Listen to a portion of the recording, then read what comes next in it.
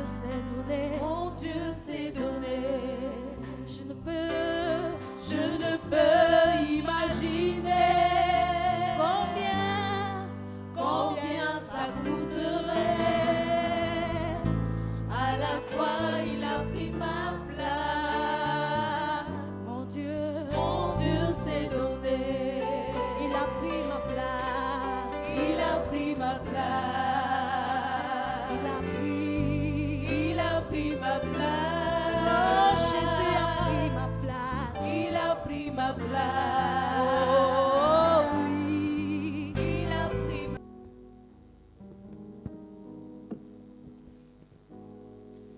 Que la grâce et la paix de notre Seigneur Jésus soient avec chacun d'entre nous. Amen. Joyeuse fête de Pâques à tout le monde. Bonne fête de Pâques. Vous savez que après un temps où nous sommes entrés dans la présence de Dieu et l'avons vu sa face à travers la louange, adoration, souvent ce n'est pas facile qu'un homme prenne la parole après ça. Vous savez, le rôle d'un conducteur de louange, c'est de conduire les gens devant le trône. Et ce qui se passe devant le trône entre chacun et son Dieu, ça ne le concerne pas. Parce que chacun vient devant son Dieu, ça se passe entre eux deux. Lui, son rôle, c'était juste de dire que, ok, allons ensemble devant le trône. Amen. Sûrement, pendant que nous étions dans ce temps de louange, temps d'adoration, il y a des choses que tu as ressenties dans ton cœur. Il y a peut-être la voix du Seigneur que tu as écoutée d'une manière ou d'une autre. Ne méprise pas cette voix, garde-la. C'est pourquoi le message d'aujourd'hui ne sera pas vraiment dans un sens enseignement, mais beaucoup plus dans un sens de méditation et un temps de prière, un temps où nous allons vraiment entrer de manière pratique dans le bénéfice de la puissance, oui, de la résurrection de notre Seigneur Jésus. Amen. Pour introduire, je voudrais appeler ici Natacha avec un de ces chants qui, pour moi, m'a beaucoup marqué lors de Jésus règne, de la dernière édition. L'a ouvert avec un chant. Ce message, j'aimerais que nous soyons peut-être attentifs parce que nous allons revenir encore à la fin de ce temps pour prier aussi conformément à ce que le Seigneur nous donnera orientation. Nous pourrions une fois de plus exécuter ce chant pendant que nous serons en train de prier.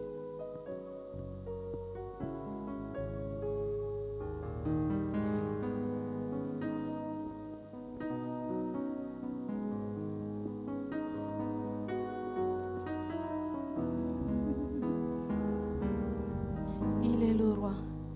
Il est le roi qui quitta son trône pour porter nos faiblesses. Son nom c'est Yahweh, c'est Yahweh, Yahweh. Pour nous, il déposa sa couronne. Pour nous, il déposa sa couronne. Porta sur lui nos stress. Son nom c'est Yahweh, c'est Yahweh. La coupe de douleur. La coupe de douleur étant remplie. Cria, tout est accompli. Cria, tout est accompli. Car il paya le Car prix. il paya le prix. Et la vraie vie reprit. Oui, c'est pourquoi. C'est pourquoi il fut donc élevé. Du nom plus grand et plus élevé. Jésus c'est Yahweh. On peut aller ensemble. Il est le roi qui quitta son trône.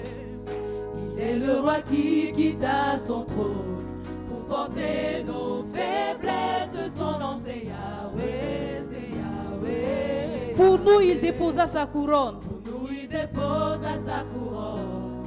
Porta sur lui nos stress. Son nom c'est Yahweh, c'est Yahweh. La coupe de douleur. La coupe de douleur étant remplie, il cria tout est accompli, car il paya le prix.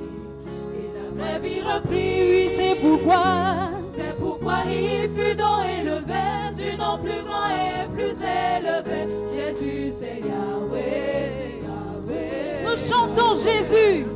Jésus, Le plus beau des noms. le plus beau. Jésus, le plus puissant nom. Jésus, le plus puissant. Oui, son amour nous couvre et le ciel il nous ouvre. Son amour nous couvre et le ciel. Il est Yahweh. Yahweh, Yahweh. Oui, chante Jésus, le plus beau des noms. Le plus beau des noms. Le plus beau Jésus. Jésus. Le puissant nom. Le plus puissant nom. Oui, son amour. Son amour nous couvre et le ciel il nous ouvre. Il est Yahweh, Yahweh. Chante encore Jésus, le plus beau des noms. Jésus, Le plus beau des noms. le plus beau des noms. Jésus, Le plus puissant nom. le plus puissant. Son amour nous couvre. Son amour nous couvre. Et le ciel il nous Et ouvre. le ciel il nous ouvre. Il est Yahweh, Yahweh. Et portant sur lui nos conditions. Portant sur lui nos conditions. Il nous donne sa vie et il nous dit je t'aime, mon enfant. Son amour enlève nos punitions. On aime nos punitions. En lui nous sommes ravis puisqu'il nous dit je t'aime, mon enfant. Puisque la mort nous donne la vie. Puisque la mort nous donne la vie et nous fait entrer dans ses parvis le repos de l'âme. Que nos cœurs réclament. Nos cœurs réclament. Alors nous pouvons nous relever. Nous pouvons nous relever et lui répondre les mains levées, le cœur disant je t'aime, je t'aime. Et portant sur lui nos conditions. Portant sur lui nos conditions. Il nous donne sa vie et il nous dit je t'aime, mon enfant. Son amour. Son amour enlève nos punitions. En lui nous sommes ravis puisqu'il nous dit je t'aime, je t'aime. Puisque sa mort nous donne la vie. Puisque sa mort nous donne la vie et nous fait entrer dans ses parvis le repos de l'âme. Nos cœurs réclament. Alors nous pouvons nous relever. Alors nous pouvons nous Et lui relever. répondre les mains Et lui levées. répondre les mains Le cœur levées. disant je Le cœur t'aime. disant, je t'aime, je t'aime. Chante Jésus, Jésus. Jésus, Le plus beau des noms. le plus beau des noms. Jésus. Jésus, Le plus puissant le nom. plus puissant nom. Son amour nous couvre. Son amour nous couvre. Et le ciel il nous ouvre. Il est Yahweh, Yahweh. Chantons Jésus ensemble. Jésus, le plus beau des noms. Jésus, Le plus puissant nom. le plus puissant nom. Son amour nous couvre. Et le ciel il nous ouvre. Il est Yahweh, Yahweh. Est-ce que le peuple peut chanter Jésus? Jésus, Le plus beau des noms. le plus beau. Jésus. Jésus, le plus puissant nom. Son amour. Et le ciel il nous ouvre. Il est Yahweh, Yahweh. Chante encore Jésus, le plus beau des noms. Le plus beau des noms. Jésus, le puissant nom. Son amour.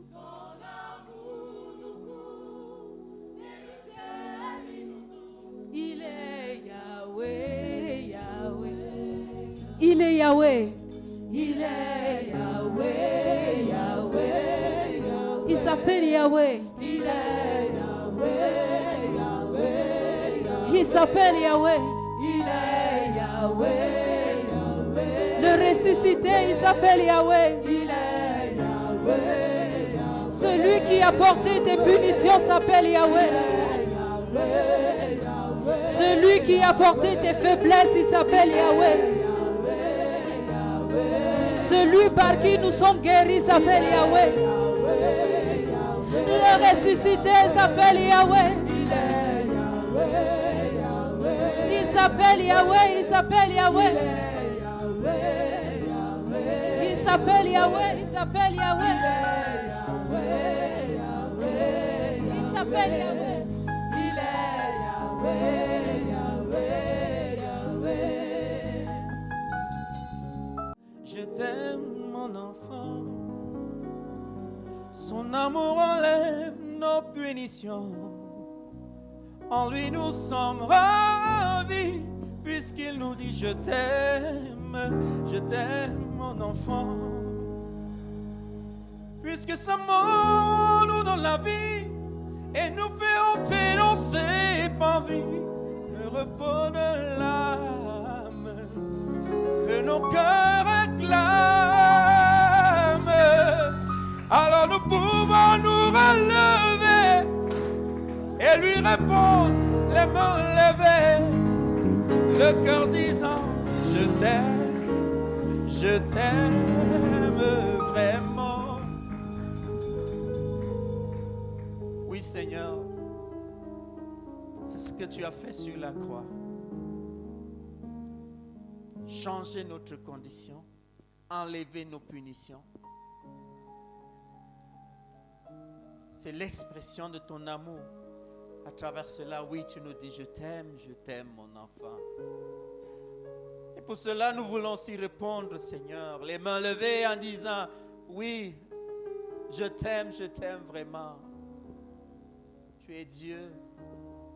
Parle-nous encore et aide-nous à répondre à ta voix, à répondre à ton amour qui a été manifesté par la mort et à répondre à la victoire que tu nous as donnée par ta résurrection. Alléluia. Saint-Esprit, nous nous recommandons à toi pour ce temps où tu vas nous rendre ministère. Au nom de Jésus, Amen. Amen. Car Dieu a tant aimé le monde qu'il a donné son Fils unique. C'est ce qui s'est manifesté à la croix. Donné. Maintenant, afin que quiconque croit en lui ne périsse point, mais qu'il ait la vie, ce sera dans ça la réponse que nous sommes attendus de donner face à cet amour. Amen. Notre partage est autour de la résurrection de Jésus. C'est Pâques. Amen. Amen. Et c'est vrai que nous pouvons voir beaucoup l'aspect festif, mais au-delà de cela, il y a toujours un message très important. C'est pourquoi vous allez vous rendre compte que les jours de Pâques, que ce soit milieu, début ou fin de mois, on prend la Sainte Seine. Vous vous rappelez, Paul, dans 1 Corinthiens 11, disait quoi?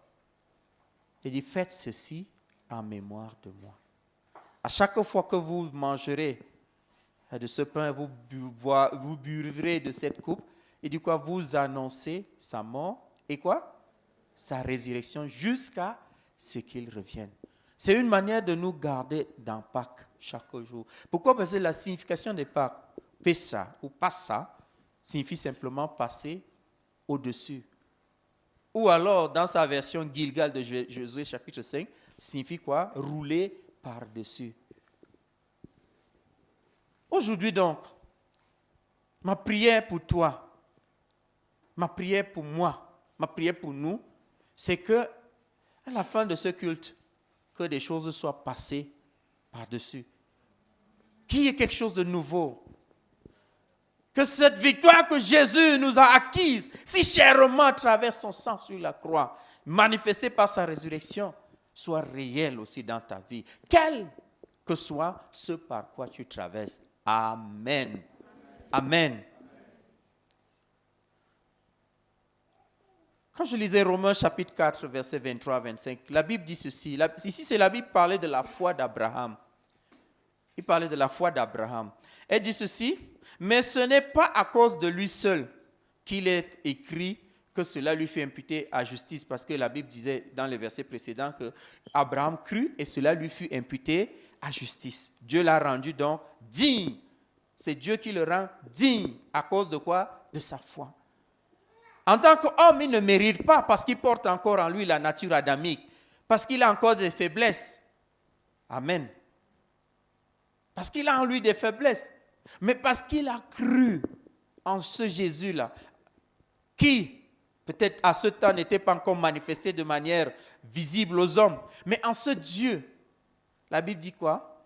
Cela l'a rendu juste devant Dieu, c'est-à-dire digne de recevoir les faveurs de Dieu, de manifester ses faveurs, au point il a été déclaré père d'une multitude. Il était père élevé. Pour ceux qui aiment seulement la bénédiction, il y a plus important que les bénédictions, il y a plus fort et plus grand que les bénédictions, entre guillemets. Il était père béni, père élevé. C'est ça Abraham, son premier nom. Mais Dieu a dit que non, c'est peu. Il faut changer.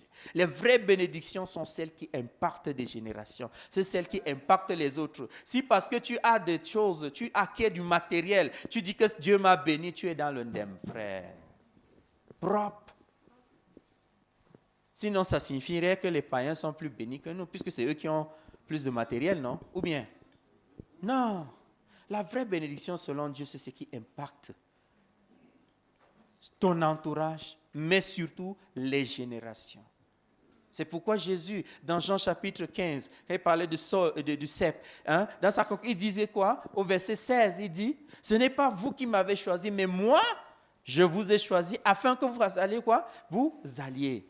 Afin que vous alliez. Vous allez vous rendre compte que le récit de la résurrection, quels que soient les versets, finit toujours par cette instruction de Jésus, allez.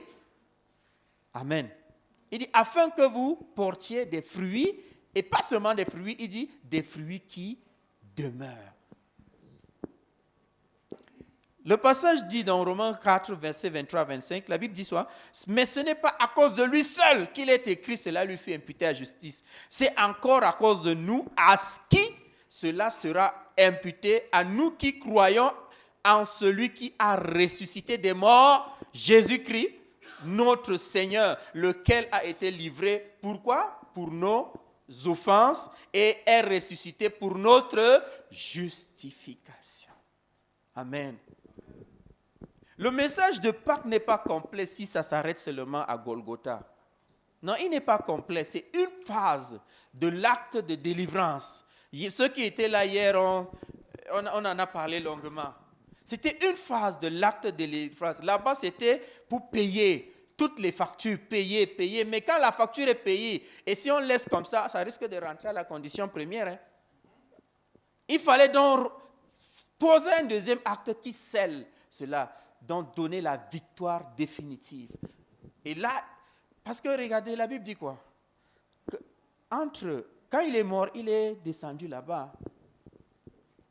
Il est descendu. Pourquoi? D'autres disent quoi? Qu'il est allé aussi prêcher là-bas. Eux, ils n'avaient pas eu la grâce d'entendre l'évangile comme toi tu entends maintenant. Pour toi, tu n'auras pas... Quand tu vas descendre dans la tombe, ce sera fini. La suite, c'est quoi? C'est le jugement. C'est pourquoi Paul disait quoi? Il est réservé aux hommes de mourir une fois, après quoi vient le jugement.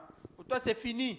Mais eux, là, ils n'avaient pas eu cette grâce d'entendre l'évangile. C'est pourquoi Jésus est descendu, il est trouvé aussi là-bas. Et c'est là où Matthieu 25, versets 50 à 53, nous dit ceci. Jésus poussa de nouveau son cri. On est le jour du vendredi saint. On est autour de 15 heures à ce jour. Il poussa de nouveau un grand cri et rendit l'esprit. Voici, le voile du temple se déchira en deux, depuis le haut jusqu'en bas. La terre trembla, les rochers se fendirent. Et, verset 52, les sépulcres s'ouvrirent. Et plusieurs corps des saints qui étaient morts ressuscitèrent. Étant sortis des sépulcres, après la résurrection de Jésus, ils entrèrent dans la ville sainte et apparurent à un grand nombre de personnes. Avant même que la résurrection de Jésus ne soit manifeste aux yeux des hommes, son effet avait déjà commencé. Dès sa mort, ceux qui étaient là-bas dans le séjour de mort ont déjà, la Bible dit que ce sont les saints, c'est-à-dire qui ont accepté Dieu. Là-bas dans le séjour des morts, eux, ils ont déjà commencé à manifester. Mais comme il fallait qu'on entre tous ensemble, la Bible dit qu'ils ont attendu, je ne sais pas où, je ne sais pas comment, que tout le monde voit d'abord, commence à voir d'abord Jésus ressuscité. C'est comme ça qu'eux aussi, ils ont commencé à entrer dans la ville de Jérusalem. Amen.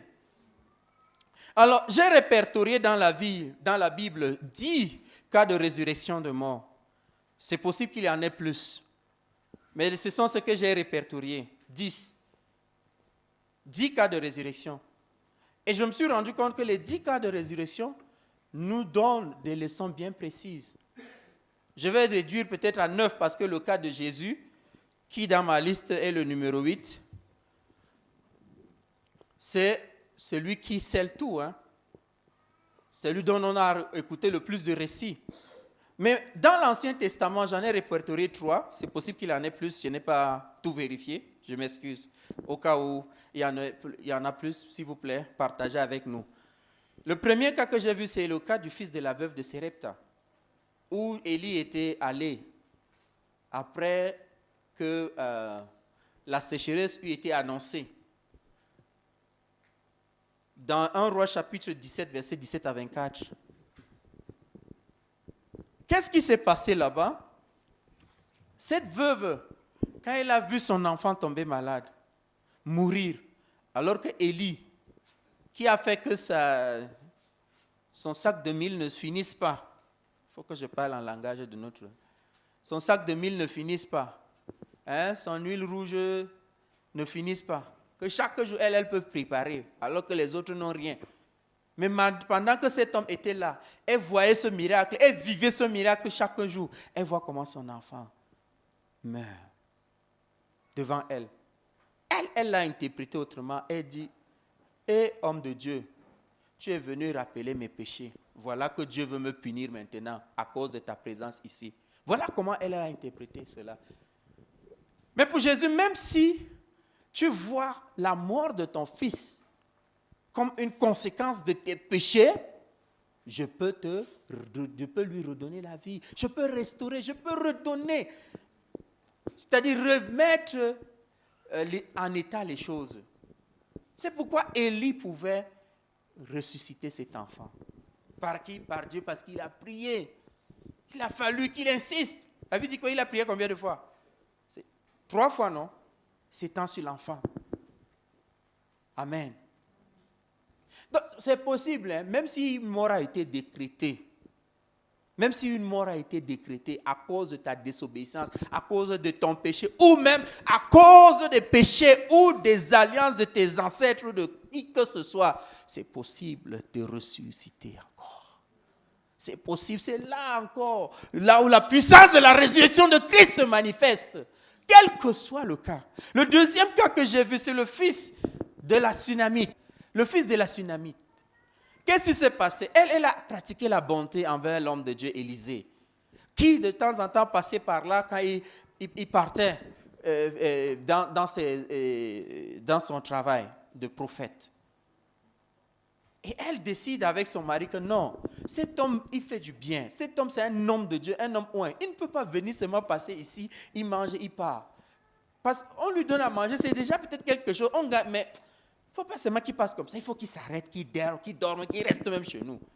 Ça a attiré une faveur, la faveur de Dieu, au point où l'homme de Dieu reste avec son serviteur, Géasi. Bon, Géasi, c'est un autre chapitre, ce n'est pas l'objet d'aujourd'hui. Mais quel bien est-ce qu'on peut faire en retour? Il dit que non, regarde, elle n'a pas d'enfant avec son mari. Élisée déclare la parole du Seigneur. Et la parole amène à l'existence ce qui n'existait pas, n'est-ce pas? À cette époque, exactement ce qui a été dit à maman Sarah. Lui dit, regarde aussi, même époque, tu vas porter un enfant. Mais elle c'est le genre qui avait peur, dit que pardon, ne me fais pas après quand il y a quelque chose qui va arriver et puis je vais encore pleurer l'enfant là beaucoup. Mieux, tu ne me donnes même pas l'enfant là, parce que moi, ça va beaucoup me faire mal après. Mais on oublie souvent que c'est la bénédiction de l'Éternel qui enrichit et il ne la fait suivre d'aucun chagrin. Même si la mort a été par la suite de causes naturelles ou des choses qui t'ont touché, qui t'ont marqué, autres, la leçon que nous tirons ici, c'est que Dieu peut toujours restaurer la vie. Jésus peut toujours restaurer la vie, quelle que soit la condition. La troisième fois où j'ai vu dans la Bible, dans l'Ancien Testament, un cas de résurrection et qui, pour moi, a été le plus spectaculaire, c'est dans 2 Rois chapitre 13. Bon, pour le fils de la Sunamite, c'est 2 Rois chapitre 4. Pour ceux qui ont cherché 32 à 37. Mais dans 2 Rois chapitre 13, verset 20 à 21, je vais lire ce passage. La Bible dit ceci au verset 20 et 21. On peut lire ensemble. 1, 2, 3, on y va. Élisée mourut et on l'enterra. L'année suivante, des troupes de Moabites pénétrèrent dans le pays. Et comme on enterrait un homme, voici on aperçut une des troupes. Et l'on jeta l'homme dans le sépulcre d'Élisée. L'homme alla toucher les os d'Élisée et il reprit vie et se leva sur ses pieds. Je vous ai dit que c'est spectaculaire, n'est-ce pas? Ici, c'est les os d'un mort, de quelqu'un qui est déjà mort, qui ressuscite quelqu'un. Et ça s'est passé comment? C'est par hasard aux yeux des hommes, n'est-ce pas? Par hasard. Il y a mort, un gars est décédé au quartier. On fait comment? On peut l'enterrer. Vous savez que les Juifs, leur tombeau, ce n'est pas comme pour nous, on creuse. Souvent, ça peut être des grottes où on va garder quelqu'un. Mais du coup, pendant qu'on est en chemin pour le cimetière, ou bien pour là où on va enterrer, on entend, généralement dans le truc, c'est la trompette qui sonne, qu'il y a guerre, qu'il y a invasion, l'ennemi vient, et c'est le sauve qui peut souvent. Maintenant, l'autre là, lui, il est déjà mort. Nous, on est encore vivants. Est-ce que tu vois ça? Mais on va d'abord s'occuper du mort alors que nous-mêmes, on est en danger de mort? Non. C'est d'abord sauver celui qui est vivant. On a seulement jeté. Il y avait un tombeau quelque part à côté. On a seulement jeté et chacun fuyait. Oh, pendant qu'il fuyait, quelque chose s'est passé là. Il s'avérait que le tombeau qui était juste à côté, quand il passait là, c'était le tombeau d'Élisée. Ouais, la double onction. Même après la mort, ça se manifeste. Cet homme, c'était par hasard. Peut-être que tu es venu ici, aujourd'hui, bon, peut-être tu te dis par hasard, aujourd'hui j'ai seulement décidé, je vais passer. Même si c'est que tu n'avais pas prévu, même si quoi, si tu rates l'occasion, ce serait une bêtise, hein? Ou bien? Hello? Ou bien? Vous savez que même Saül, il est devenu le premier roi par hasard, hein? Lui n'était pas allé chercher l'onction royale. Il était allé chercher les ânes de son père qui étaient perdus. Hello? David est devenu héros d'Israël aussi par hasard. Lui ne connaissait même pas que certains Goliath existaient. Son père, papa Isaïe, l'a appelé. Il dit, toi tu es encore petit et tu gardes mes moutons. Comme tes grands frères sont les grands soldats là-bas, des grands birois. Prends quand même un peu de provision. Va faire comme si tu leur ramenais à manger comme ça. Tu viens me dire s'il se porte bien. Il partait donner, faisait la commission de son père. Il partait juste donner à manger à ses grands frères et juste voir s'il se portait bien. Voilà là où il a rencontré Goliath et puis la suite de l'histoire, on connaît. Hello! Il y a beaucoup de cas comme ça dans la Bible. Et beaucoup de cas comme ça aussi. Vous vous rappelez, vous connaissez l'histoire de la conversion de Billy Graham, qui a été, bon, on peut dire comme le pôle du temps de notre dernier siècle là. Je ne sais pas si la version que j'ai lue est bonne, mais c'est comme si quelqu'un a organisé une grande croisade pendant 3 jours, dépensé beaucoup d'argent, mais c'est comme si personne...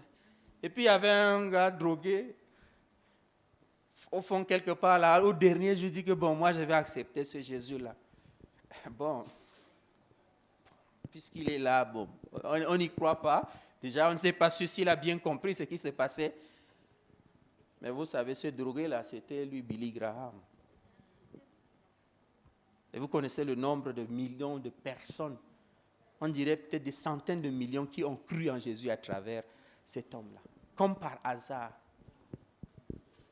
Même si tu es là aujourd'hui comme par hasard, ou bien parce que tu n'as rien prévu, tu n'as aucun programme, sache que la résurrection du Christ est aussi pour toi. Tu ne dois pas sortir d'ici sans en bénéficier les effets. Alléluia. Amen. Tu ne dois pas. Oui, on a décidé, regardez les 3 cas qu'on a pris, c'est différent, n'est-ce pas? Le premier cas, une femme qui dit que la mort de son fils là, c'est à cause de ses péchés. Soit. Mais Dieu pardonne et Dieu restaure. Donc, quel que soit le décret qui a été dit, même si c'est vous, il arrive souvent, regardez, il y a certaines familles, les hommes n'atteignent pas un certain âge. Dès qu'ils s'approchent de la maladie, pour la plupart, on se rend compte qu'ils meurent presque de la même chose. Souvent, ce sont plutôt les filles ou les femmes. Il y a des choses qui se sont passées avant. Ou alors, c'est décrété, on sait que si c'est les fils aînés, à un certain moment, eux, ils vont mourir. On s'en fout. Qu'est-ce que ce qui s'est passé avant? On s'en fout. On sait seulement que Jésus est ressuscité. Et il est ressuscité, il nous a donné la victoire. On s'en fout de ce qui s'est passé avant. Dieu, lui, quand nous on crie à lui, il entend. La croix est là. Amen.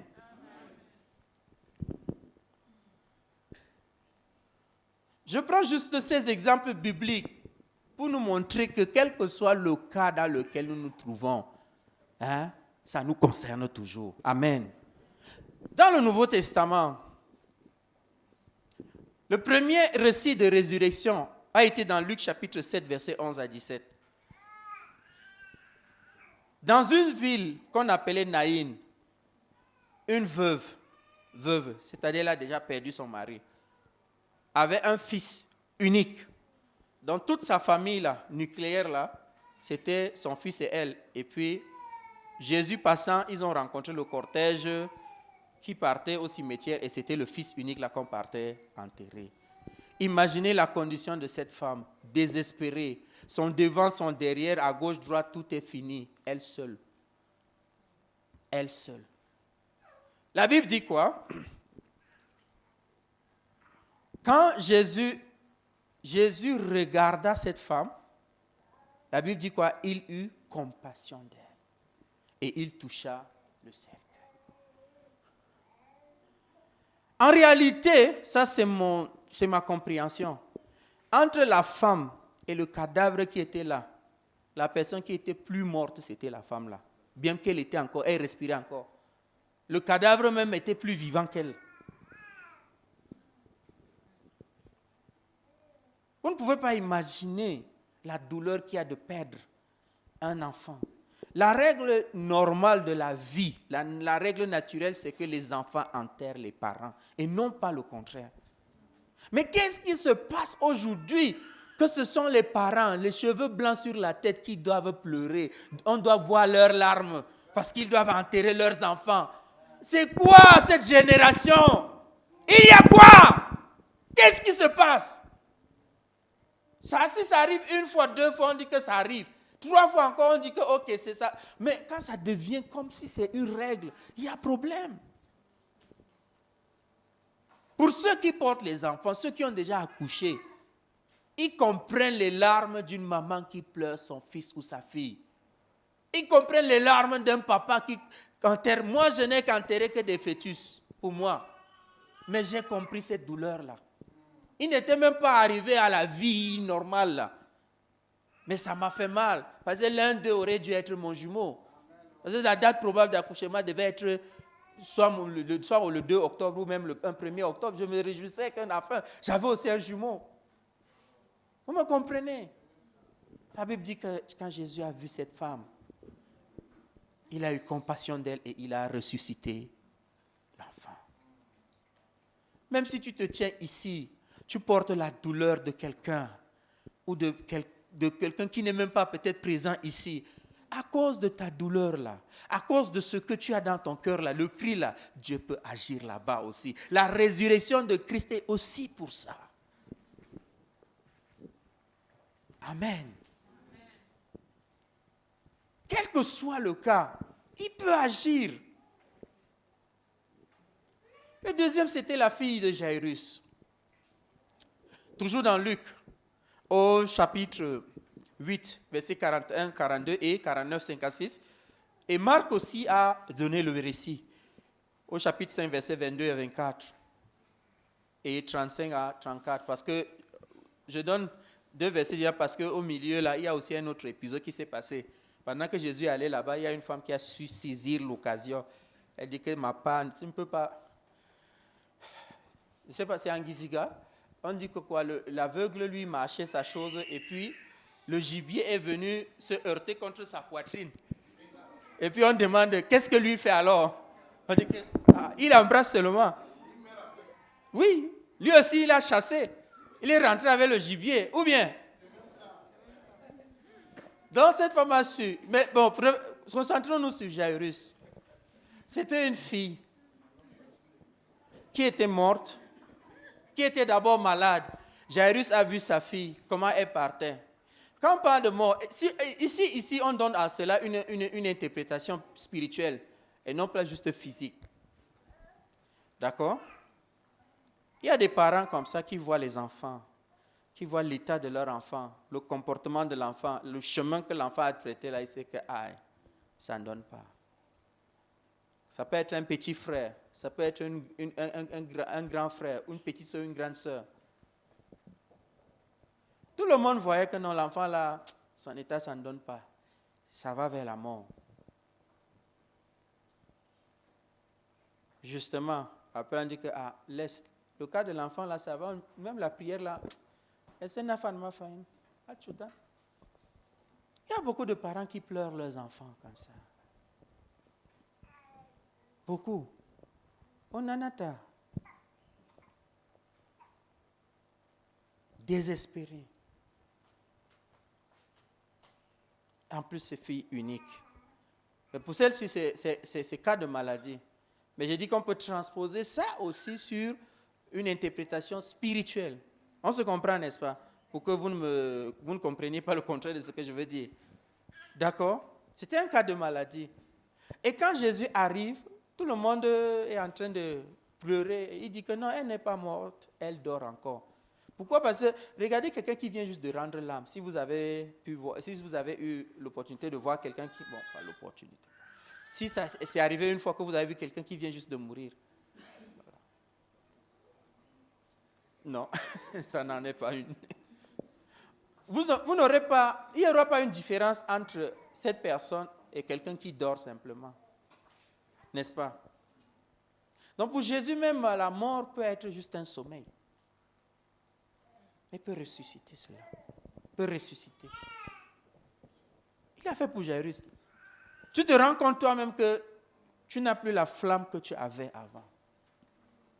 Tout le monde te voit à l'église, tu as le même zèle apparent, mais toi-même tu sais que tu n'es plus comme avant, que ta communion avec Dieu, ça ne donne plus comme avant. Qu'il y a des choses que tu as commencé à faire dans le secret. Tu sais que les hommes ne voient pas, mais que Dieu a vu. Et que ça te... Oui. Même ces genres-là, même ce type-là, Jésus peut encore ressusciter cela. Il peut encore redonner la vie à quelqu'un qui est en train de voir comment il est en train de sombrer lui-même. Ça peut être peut-être dans l'alcool, ça peut être peut-être dans une vie de désordre, une vie d'immoralité. Ça peut être peut-être dans une mauvaise compagnie, ça peut être peut-être dans quoi que ce soit. Jésus peut encore restaurer. Il peut ressusciter cette vie-là, cette vie que tu avais avant. Et même si tu n'avais encore jamais connu la réelle vie avec Jésus, il peut encore redonner cette vie-là, te donner cette vie qui est en lui. Parce que Jésus ne prend pas la vie quelque part. Il dit, je suis la vie. Devant à Marthe, il disait quoi? Je suis la résurrection et la vie. Amen. On a le cas de Lazare, pourri même déjà, parce que ça a fait 4 jours dans la tombe, mais juste à un mot, Lazare sort. Il est sorti. Tu peux avoir un frère, une soeur, tu sais que sa situation est désespérée, que ce soit une situation physique ou une situation spirituelle. Le ressuscité de jour de Pâques, il dit seulement un mot, Lazare sort. Lazare sort. Et c'est lui qui était déjà avec les asticots sur lui. Je ne sais pas, les asticots là, on fait comment pour fuir? Pour que les tissus du corps se reconstituent en une fraction de seconde. Est-ce que vous me comprenez? Quand quelqu'un meurt, juste les heures qui suivent là, les asticots ont commencé, les bactéries qui étaient déjà, puisque tout le monde vit avec des bactéries, n'est-ce pas? C'est nécessaire. Ok, c'est nécessaire pour notre vie, pour la digestion ou bien pour quelques organes, ou que ce soit. Et puis du coup, bon, d'autres s'ajoutent. La putréfaction commence. Ou bien, bon, la pourriture commence. Mais comment se fait-il qu'en une fraction de seconde, les asticots là ont disparu? La chair a repris vie. Toutes les cellules qui étaient mortes ont repris vie. Et il est sorti. Ça, c'est l'œuvre du ressuscité. Le 7e cas que j'ai répertorié ici, c'est le cas des saints qui sont ressuscités pendant que Jésus mourait. Je me suis posé beaucoup de questions. Il y en a peut-être là-bas qui sont morts il y avait de cela 5 ans. D'autres, il y avait même de cela 30 ans. Peut-être d'autres, quand ils vont venir, même ils ne vont plus trouver. Aucun membre de leur famille ne va plus les reconnaître. Voilà, leurs femmes sont déjà mariées à d'autres. Oui, par exemple.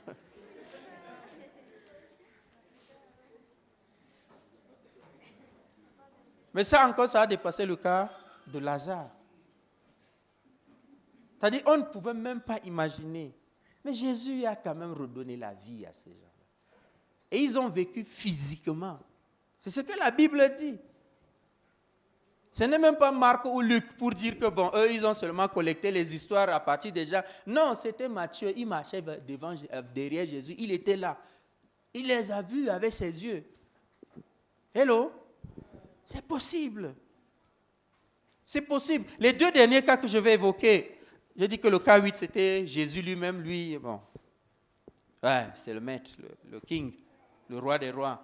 On en a suffisamment parlé dans les chants que tonton Nobel nous a conduit à exécuter ensemble ici. Amen. Mais c'est lui qui coiffe tout.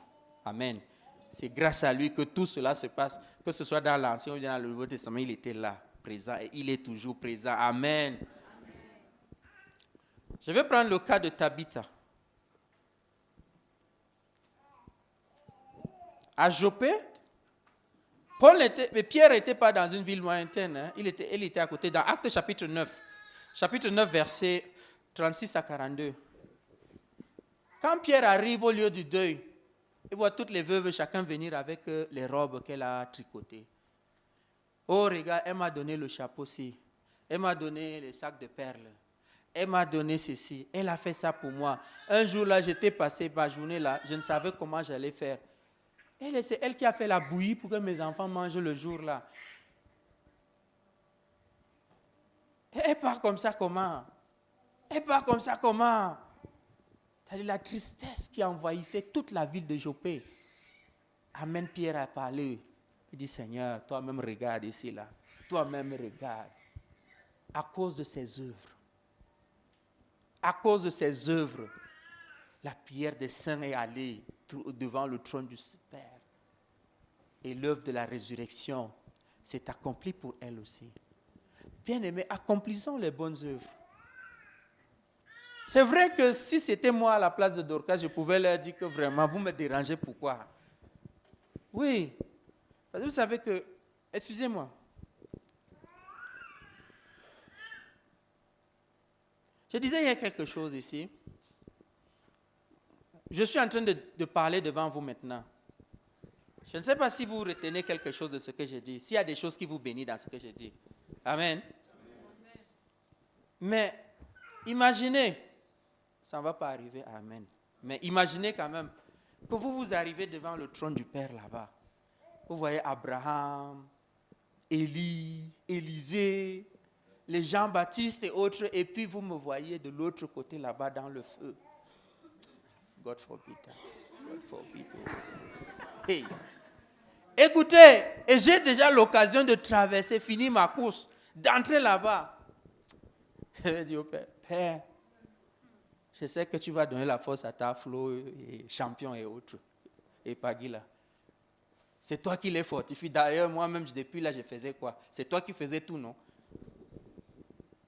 Est-ce que vous me comprenez? Mais parce que Joppé réclamait Tabitha, Dieu a dû dire que, ok, c'est vrai que tu as bien travaillé. C'est vrai que j'ai déclaré dans ta vie, c'est bon, c'est bien bon et fidèle ou serviteur, ou bien non, bonne et fidèle servante. Entre dans la joie de ton maître, mais pardon. Mais va encore leur donner un petit bonus. Amen. Vos bonnes œuvres vous accompagnent. Peut-être pas, peut-être sur vous, mais vos générations, les générations qui viennent après. Vous ne pouvez pas imaginer ce que le nom fait pour des générations. C'est pourquoi vous travaillez en bon ou en mauvais, ça aura des répercussions sur vos enfants. Ça prend du temps avant que les gens ne commencent à oublier. C'est pourquoi la Bible parle de quoi? 3e jusqu'à 4e génération, quand c'est les mauvaises choses. Bon, Hitler, je suis sûr qu'il devait avoir des enfants quelque part, mais personne ne parle de ça. Quelqu'un peut se présenter peut-être sur un autre nom. Il peut même dire que je m'appelle peut-être Hitler. Bon, on ne va pas trop faire même de rapport avec l'autre Hitler. Là. On dit que c'est un nom commun quand même, non? Donc, comme il y a des noms dans la Bible que des gens ont gâtés. Vous savez que Lucifer, c'est un très bon nom en réalité. Mais parce que c'est lui qui l'avait porté à tout gaffer. Qui aura le courage parmi nous ici de donner le nom Lucifer à son enfant? Lucifer signifie ange de lumière, n'est-ce pas? Est-ce qu'on se comprend? Judas, c'est un très bon nom. Hein? Judas signifie louange. Mais maintenant ici, qui va avoir le courage pour donner à son fils le nom de Judas? Voilà. Goliath. Qui va avoir le courage? Vous voyez, l'œuvre que quelqu'un accomplit peut bénir ou salir un nom ou des générations. Pour Dorcas, ça a été une bénédiction. Et la ville de Jopé a demandé au Seigneur pardon, ressuscite-la. C'est possible. C'est possible que quelqu'un qui vous bénit beaucoup, quelqu'un que vous estimez être tellement, soit en train de passer même par des moments difficiles dans votre vie. Vous voyez la souffrance dans la vie de cette personne. Vous pouvez aussi faire comme ces veuves-là. Présenter même ces œuvres devant le Seigneur. Seigneur, à cause de ça, là, nous réclamons, s'il te plaît, que tu restaures sa vie. Moi, je réclame que la situation professionnelle de mon frère Thierry soit restaurée, parce que je sais le bien que ce frère me fait. Amen. Professionnel et académique, oui. Parce que souvent, c'est deux choses. Comme souvent, c'est parallèle, ça peut être différent souvent. Je réclame cela devant le Seigneur parce que je sais le bien que ce frère a fait pour moi. Ou bien il est constitué encore pour moi. Et pour le corps du Christ. Amen. Quand je prie, je demande à Dieu par rapport à Yada et Hadi, j'insiste, jusqu'à je viens même les taquiner, les déranger. Je sais ce que ces frères représentent pour nous ici. Est-ce que vous me suivez? Oui. Mélissa? Il y a des noms. Oui.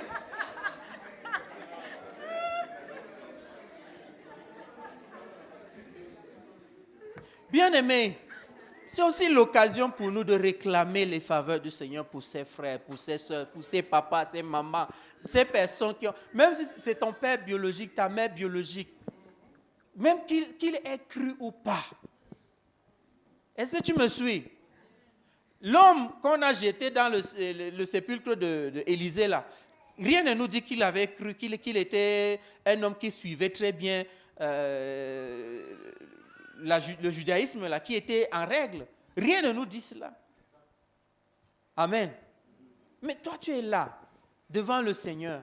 Tu peux parler au Seigneur. Amen. Amen. Et le dernier cas, c'est peut-être le cas qui va nous concerner tous ici, c'est le cas d'Éticus.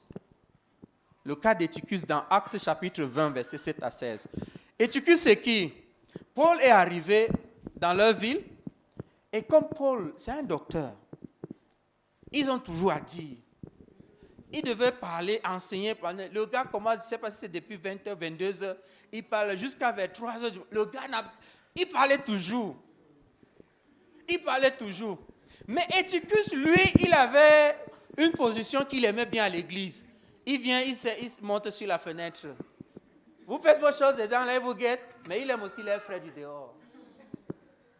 Il vous guette de temps en temps, il aime aussi les frères du dehors. Oh, maintenant, pendant que les gens étaient dans la chaleur, puisqu'il y avait les lampes, bon, autant les lampes, là, c'est les torches, là, les flambeaux, là, qu'on plaçait, n'est-ce pas? Ça dégage quand même du CO2. Hein. Je suis sûr que si c'était à notre temps, les gens qui...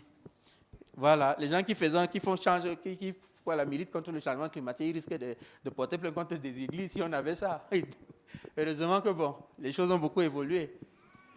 Comme le dioxyde de carbone était trop fort là-bas, là, de temps en temps, il devrait... Et puis ça faisait du bien au corps. Et c'est comme ça que le corps s'assoupit et puis le sommeil. Mais comme il n'était pas fixé, dedans ou dehors, le dehors a remporté. Bam! Et il était à l'étage. Tu étais arrivé à un certain niveau avec le Seigneur. Tout le monde te regarde déjà comme quelqu'un d'un certain niveau et autre. Tu étais déjà en haut là-bas. S'il te plaît, fais tout, mais ne tombe pas. Ne tombe pas. Tu sais pourquoi? Parce que quand tu vas tomber, comme tu étais en haut là, avec la gravité là, tu vas plus te faire mal. Ça, c'est un. Deuxièmement, tu vas faire mal aussi au sol. Puisque ça va être fréquent beaucoup de gens. Parce que les gens te regardent. Tu es le modèle de beaucoup de personnes. Si tu tombes, ils vont... Je vous ai déjà dit ici, quand mon épouse m'a dit que toi là, tu n'as pas droit à l'erreur, j'ai dit, vous avez dit que j'ai tremblé, je suis resté, j'ai médité. Il y a beaucoup de choses que je ne fais pas. Pas parce que je ne veux pas, mais parce que premièrement, je regarde que moi aussi je dois arriver au paradis là. Deuxièmement, je regarde aussi ceux qui me regardent. Je regarde aussi ceux qui me regardent. J'ai dit, le vin, à part pour la table du Seigneur, l'alcool n'entre pas dans ma bouche. Je ne l'impose pas aux gens. Mais,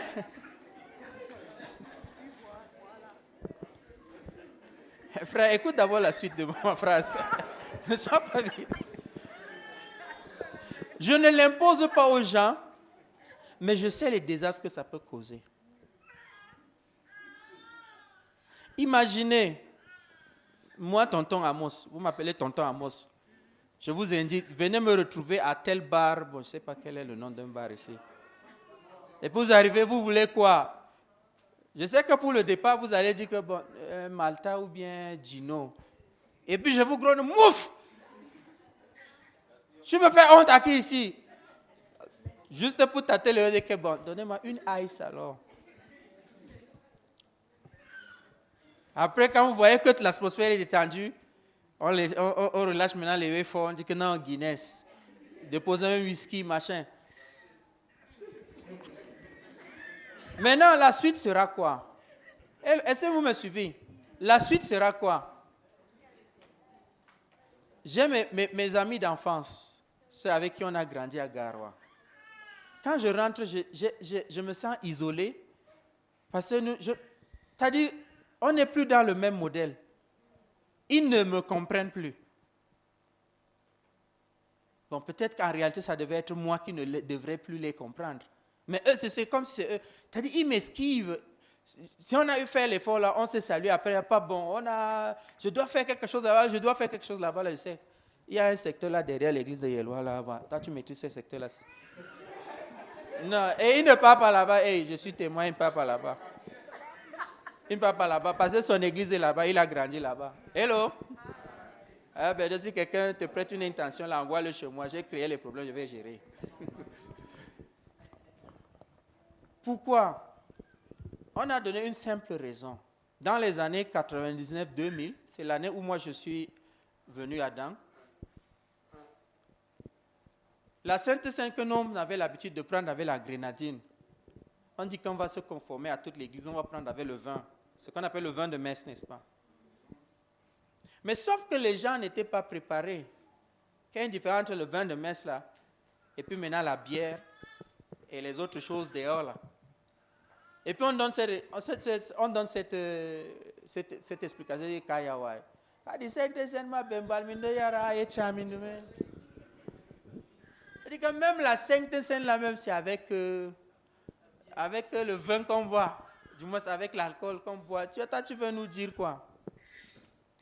Bon, je sais qu'il y a les gars de Sion ici. Cette histoire-ci, ils ne vont pas comprendre. Voilà, madame a dit, je sais que cette histoire, toi, tu ne vas pas comprendre. Parce que c'est pendant que vous étiez encore très, très jeune. Très jeune. Mais par après, ce n'était plus juste goûter. C'était devenu boire vraiment. Et pour certains, ce n'était même plus seulement boire. C'était nager dedans. C'est comme ça qu'on a perdu beaucoup de frères. Jusqu'à aujourd'hui, je n'arrive pas encore à faire le deuil d'un d'entre eux qui est mon congénère. Il est né juste une semaine avant moi. Donc on est presque comme des jumeaux. Ça fait déjà 6-7 ans, mais je n'arrive toujours pas à avaler à cause de l'alcool. Ne sois pas éticus. Ne sois pas éticus. Entre directement dedans. Ou alors si tu trouves que c'est une perte de temps, les choses de Jésus et autres là, sors une fois parce que comme ça là tu manges bien le monde parce que tu sais ce qui t'attend après. Mais ne fais pas que ici là tu n'as pas bien mangé et tu vas aussi là-bas, le feu là aussi. Choisis un côté.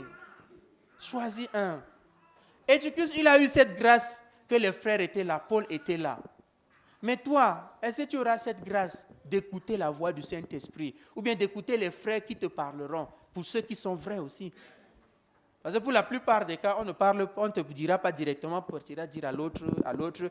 Et puis on fera un Kongosa sanctifié, c'est-à-dire Kongosa sous forme de sujet de prière. Bien-aimés, prions pour le frère Aladin. Il n'y a pas Aladin ici, n'est-ce pas? Voilà.